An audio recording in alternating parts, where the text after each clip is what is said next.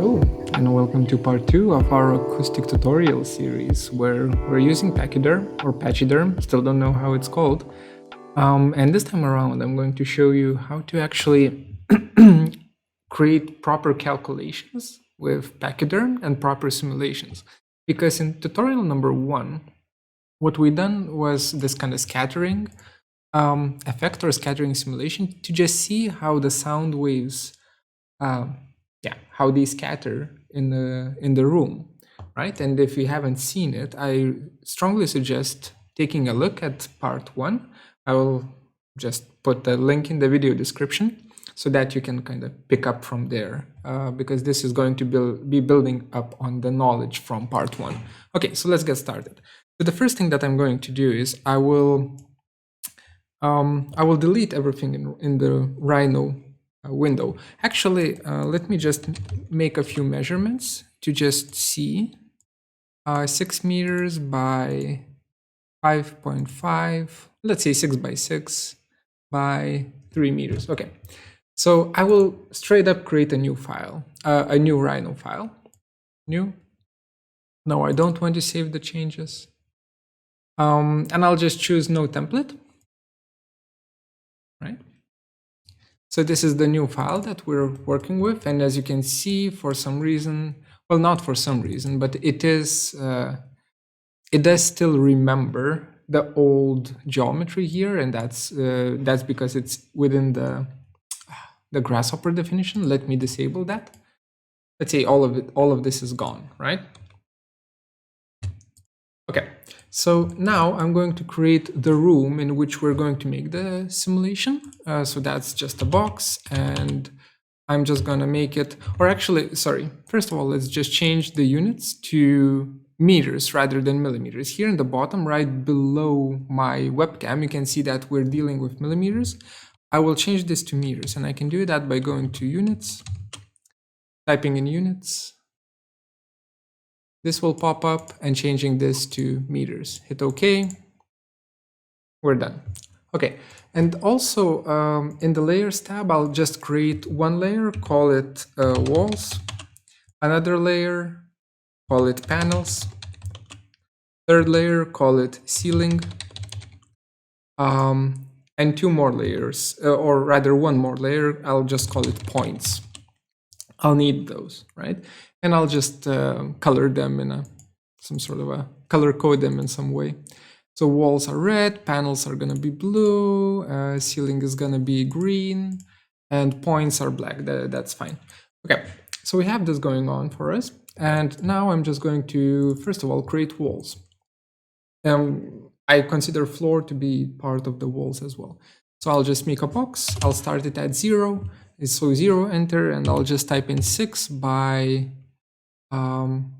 let's go for a bigger room. So 6 by 8 by 3. 6 meters by 8 meters by 3 meters room. And it is important that we are in meters, because that's what Pachyderm uses.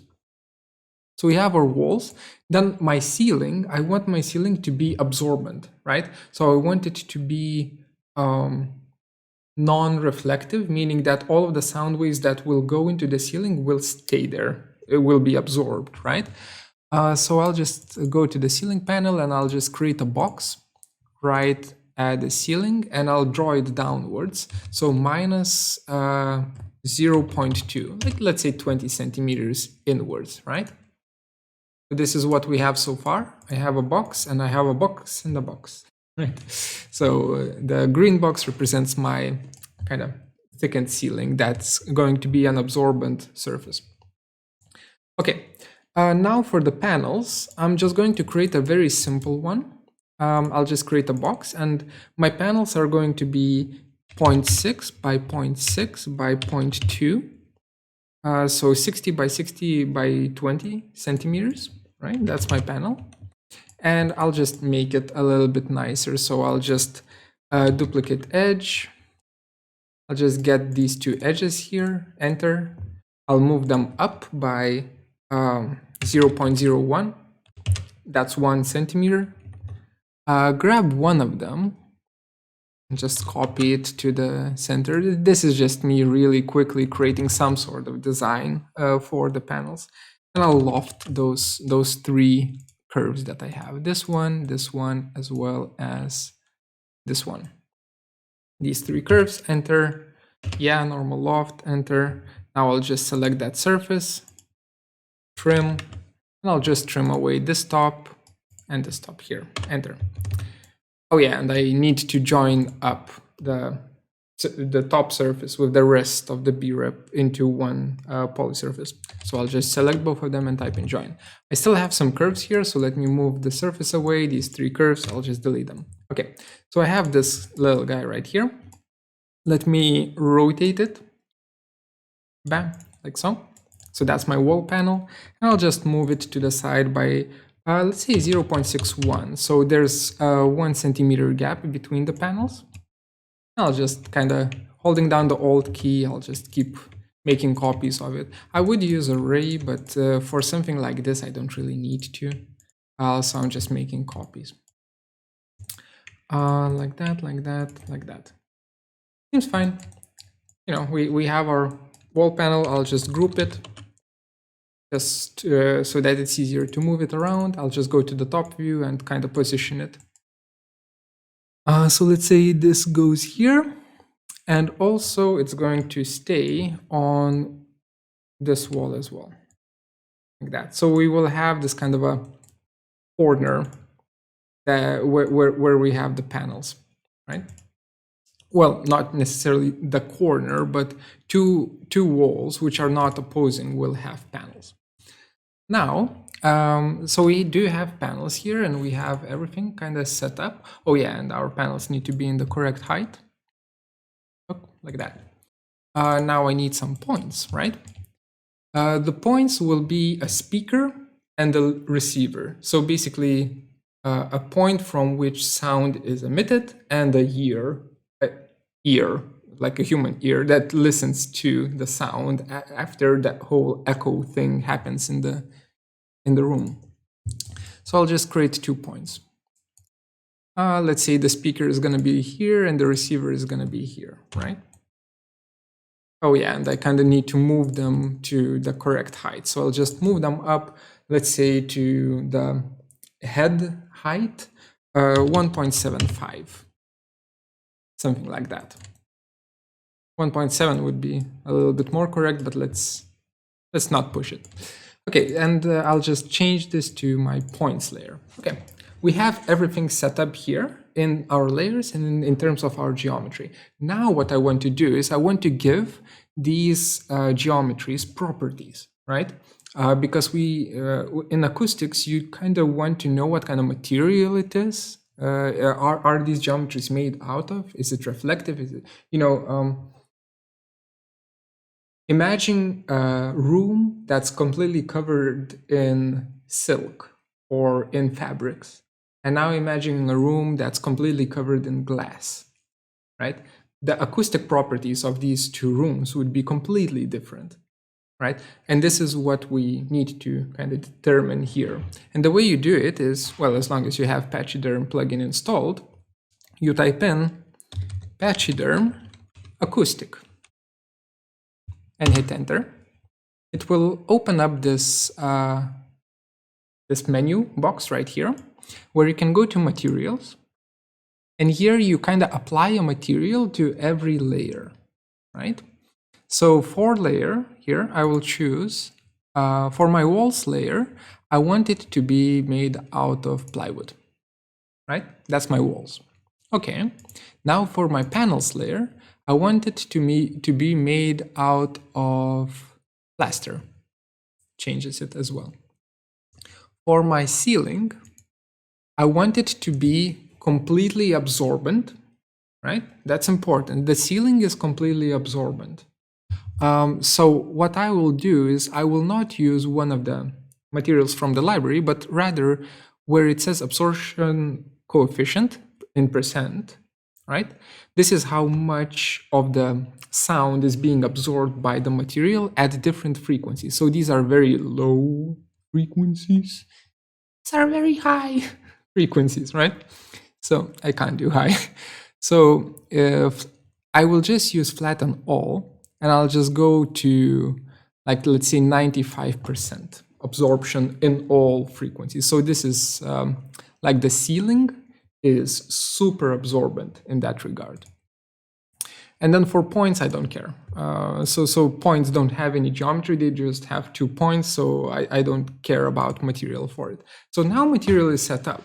And actually, Grasshopper and Rhino do work together quite well in this case in reading those materials. So I'll show you how to work with it. So now we're back to Grasshopper. Don't worry, you don't need this to have this. This is just for me to kind of, if I get stuck, to take a look at. So last time in tutorial number 1, let's say, of Pachyderm, we did this, right? The ray tracing part. And in the ray tracing part, if I enable this, yeah, there's a lot of things now missing because we rebuilt the Grasshoppers, the Rhino scene. In the ray tracing part, here where we had polyscene, we referenced in the a brep, right? Actually, you don't really need to do that. What you can do, though, is if you disconnect the brep completely, and you also disconnect the Grasshopper layers completely, like that, this will still work as long as the toggle is turned on, right? So here the toggle says, is it a part of Rhino? Like, is the geometry present in Rhino? And if it is, then this will read all of the geometry that you have in your Rhino file, and it will use it as a scene, right? So there's no need to reference in anything, right? So I can just straight up delete these and turn this on. And now this guy right here is referencing all of the geometry from Rhino. Can I even see it? No, I can't. Okay, sure. But it is doing that. And then the only thing that we need to do is do the geodesic source, right? So we need to re-reference the sound emitter, the speaker, right? So we reference in this point right here. Set 1 point. This guy right here. We wait a bit, it does the calculation, and we're good to go, right?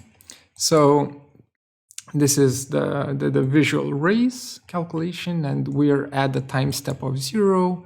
Again, tutorial number 1 explains this more, and we have the whole shebang going on with the rays or the sound waves, right? It's kind of nice. Let me just reposition the point to a little bit nicer angle here, like that. So it expands. At this height, it starts bouncing off from the ceiling, as you can see here, right? So it's bouncing off from the ceiling. At a certain point, it starts reaching the panels and starts bouncing off from the panels, right? And then the panels create this quite a beautiful, let me increase it even more, quite a beautiful effect. Just because of the geometry of the panels, they create quite a beautiful scattering effect, right? And that's it, right? So this is, we're back to square one, except that now we don't need to reference in anything except for the point in Grasshopper. So this is from part 1. Part 2, today's tutorial, is about getting the actual numbers, right? Doing the actual analysis and not visualizing it. One last thing that I want to show you with the part 1 is that even though the ceiling is reflective, the ceiling should be eating up all of the rays, it's not, right? It's still, all of the rays are bouncing off, or sound particles are bouncing off from the ceiling. That's because apparently this is not reading the absorption coefficient. So visually you will not be able to see the absorption of the ceiling, but it is calculated in the simulations, right? So let's actually do that, right? So I'm going to recreate this part here just so that you can see. Sorry, just so that you can see better.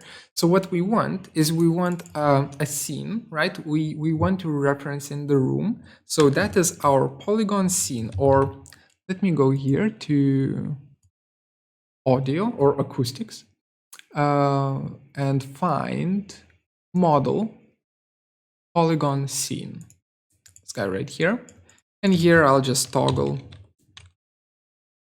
this to true. Bam. Just the same thing as we did here. It will reference in the scene in this node right here.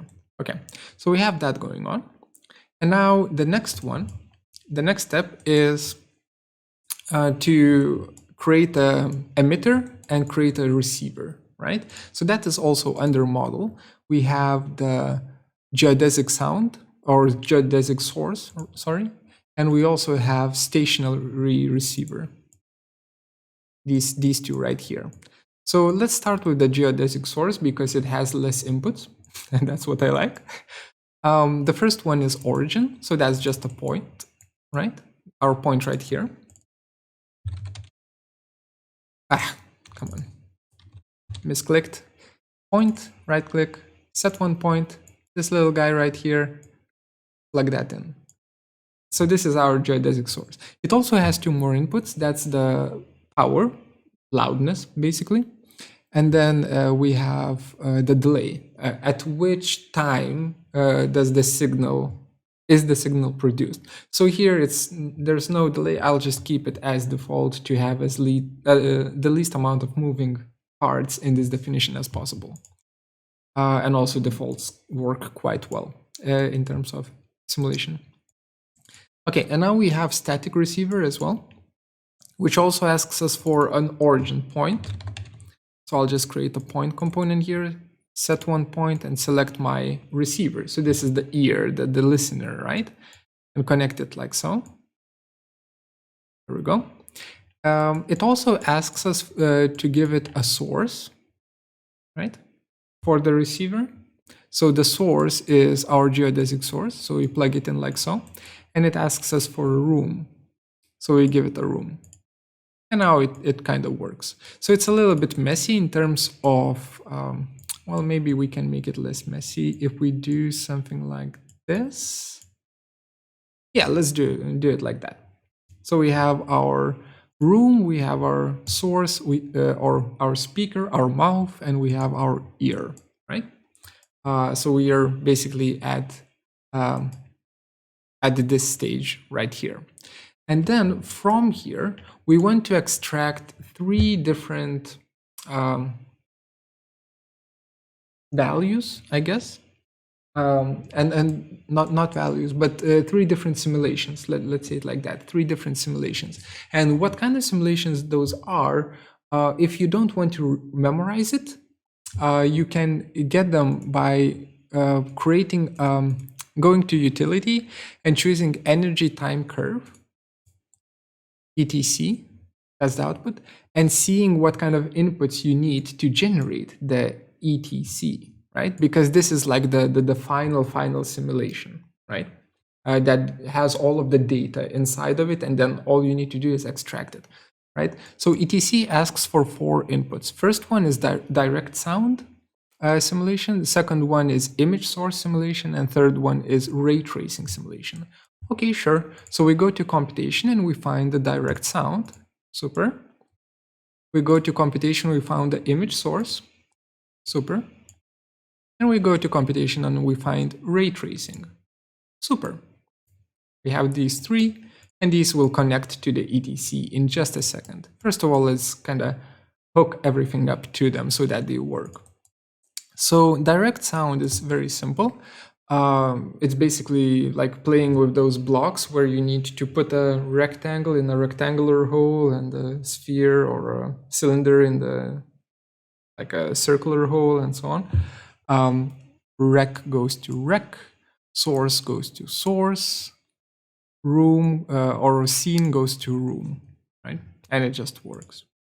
I'm not going to kind of explain what these do, because first of all, I'm very fuzzy about it myself. I don't want to be wrong on record. Second of all, I think it's much more important the output that you get here and how you react to that output rather than understanding what's happening under the hood, so to say, in these four nodes. So I'm not going to be explaining it.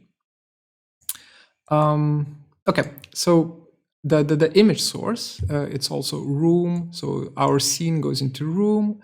Order just in a second. Our source is here and our recording is here. Right? We also have order and edge diffraction. This guy right here, it's an optional thing. So whenever we have an optional thing, we always turn it off during tutorials because we don't need it. Okay, and now ray tracing. This is going to be the heaviest one. And actually, I have made tests on how to improve it. I will show you here. There are three ways of how you can calculate the ray traced output. And it's basically, you can either calculate it until the data converges, or you can calculate with X amount of samples. And in my experience, the convergence part takes, for this room, takes around 5 minutes on my computer to calculate, while the 5,000 samples part takes around 20 seconds to calculate. So there's a like tenfold improvement in performance, and you do get errors, not errors, but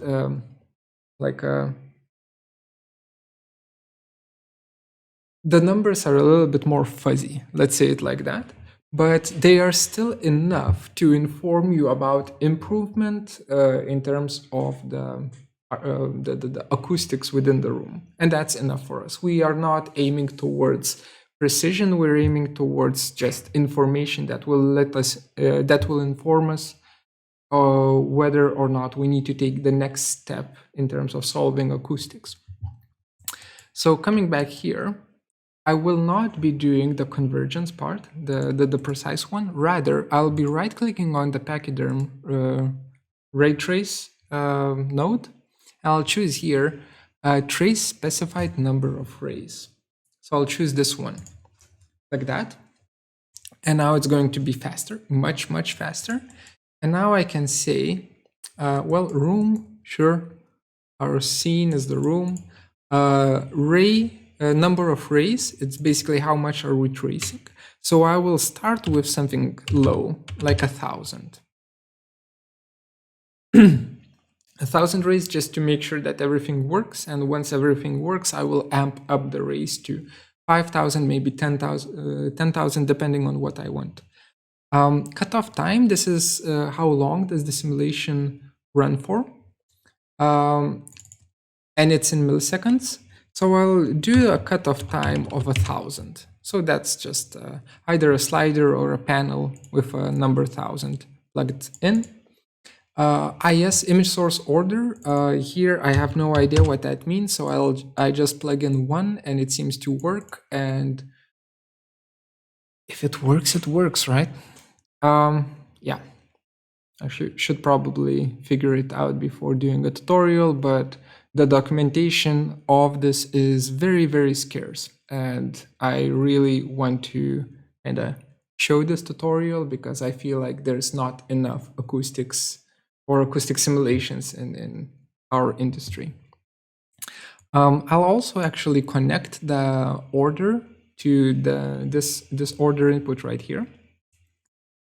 Same reason as before. And then we have the last one, which is, well, not the last one, but last three, which is source, recorder or listener, and frequency scope. So our source is here. Our listener or static recorder is here. And the frequency source, we will need to wait for it because right now, Pachyderm is going to do the calculations, right? So it's going to be a little bit laggy. and it's going to kind of go through the 1,000 rays and then make all of these kind of ray traced, the simulation of how those rays are bouncing around the room. Yeah, there we go. It's done that, and for some reason it's minimized, but now it's back. 28 seconds. That's perfect, considering that I'm also recording. Here we have the last input is our frequency scope. So frequency 0 or like this is a domain, right? From 0 until 7, and 0 corresponding to very low frequencies of sound, like low frequencies of sound, and 7 corresponding to high frequencies of sound, right?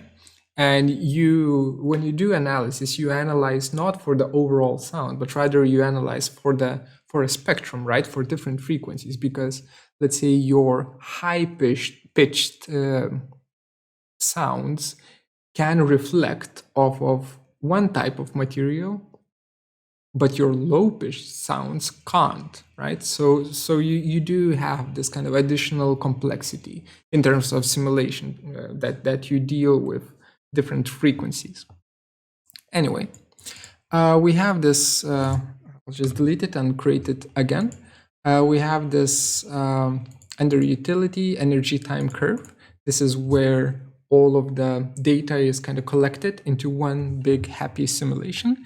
And it's as easy as connecting the direct sound to D input, image source to IS input, and ray traced output to TR input.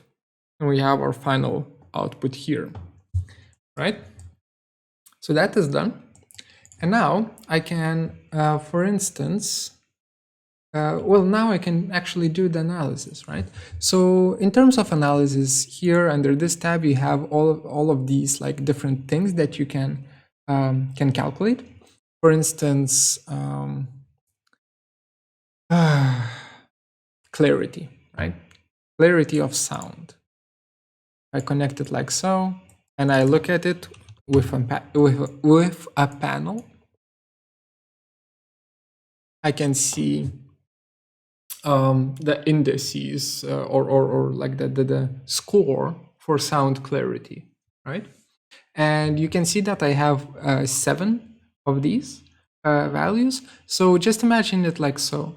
The value at the start of the list is for the low frequencies. The value at the end of the list is for the highest frequencies, right? So you have this kind of a from lowest to highest frequencies and the clarity of sound. I have no idea if this is good or bad. Like, I assume this is better than what it would be without these panels, and we will be checking this out without the panels. But this is what we get, right? Instead of this, I am interested in the reverberation time, right? So this is the echo. How long is the echo? So for a church, you kind of want an echo of maybe 2 seconds, maybe 1.5 seconds, something like that. For a residential building, you want an echo or a reverb time of less than a second. If it's less than a second, that means it's good, right? So actually, before we do this, just to keep it interesting, I will be taking these panels, these and these, I'll delete them.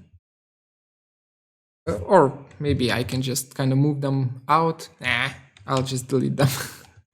I'll just have them deleted, and I'll Control Z to kind of undelete them, right? So I will do the simulation again without the panels. So to do the simulation again, we need to reload the room, the scene, right? So I will toggle this to false, and I will toggle this to true again. And it's going to kind of recalculate the scene now without the panels. Let's just give it 4 seconds, apparently. It's going to be fast. Come on. There we go. So it recalculated. 10 seconds faster because there's no additional geometry. And now let's check the reverb time of the room, empty room made out of plywood, I believe, with a very absorbent ceiling. How much echo do you have here?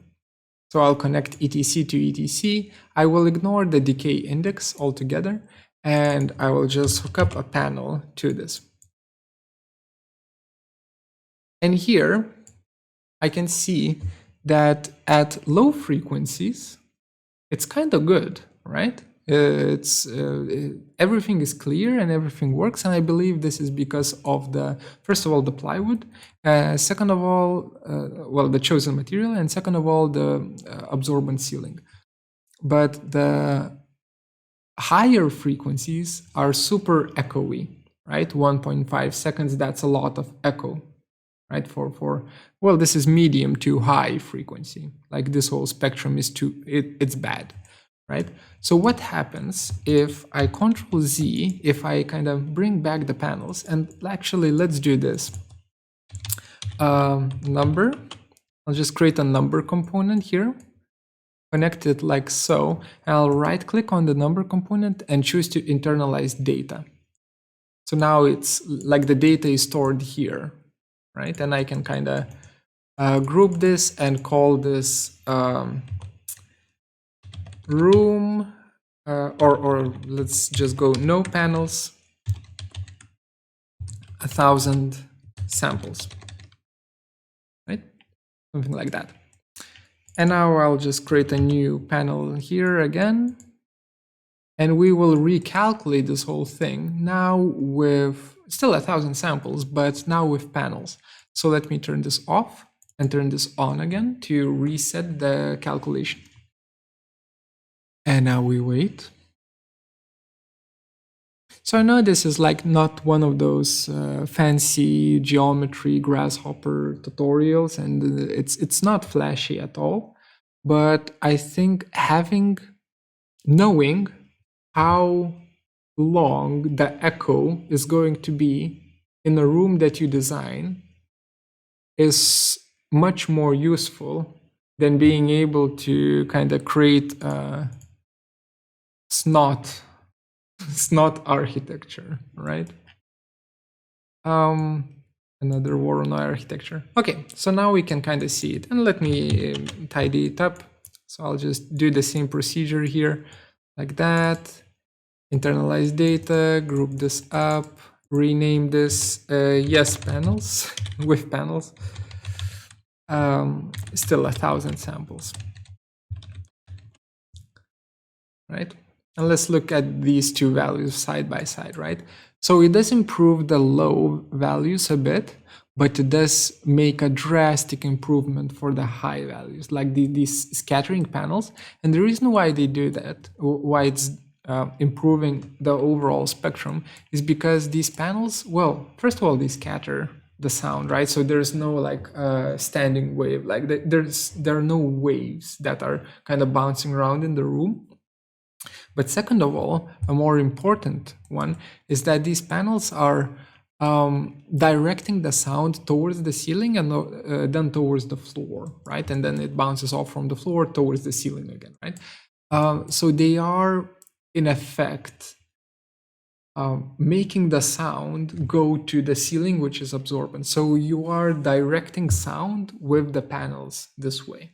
You can also do a bunch of crazy stuff with the panels, you know, by doing the pockets and so on. But it's you know, it's at that point it's design, and I don't want to drive your design. You should figure out your design by yourselves. So this is something that I'm really excited about, and that I think is quite useful. And I know that it's not as sexy as some Voronoi patterns, but god damn it, there's enough Voronoi tutorials out there, is it not? Let me plug in 5,000. Last thing that we're going to do is we're going to check the difference between 5,000 panels, sorry, 5,000 samples and 1,000 samples. How much more how much changes, right, in terms of time, right? Because 5,000 is going to be more accurate, and we will see, by sacrificing, by calculating it for almost 1.5 minutes, how much more precision are we getting? So let me pause the video here, and I will continue it once it's done. Okay, so we are done with the calculation, and this took like a good 2 minutes to do. But now we can kind of investigate the output, the precision of the output here. Like that. Internalize data. I'll just call it yes 5,000, right? 5,000 samples. So we have these two values here, and what I'm going to do is I'll just subtract from here, oops, from here. So I end up with the difference between these. And I will also kind of do absolute values, right? So it's always going to be positive numbers, because sometimes it's going to be positive, sometimes it's going to be negative. For some reason, in this case, all of them are negative, but it's usually a mix, right? So we have this, and then I will just get an average. So on average, the error that we get while moving from 5,000 samples to 1,000 samples is 0.09 seconds, which is whatever, right? So you can do pretty good calculations with 1,000 samples. Of course, it depends on what kind of geometry you have. That's also important to note. So that is it. That's it about this tutorial, and hope to see a lot of nice simulations and a lot of nice numbers from you. Yeah.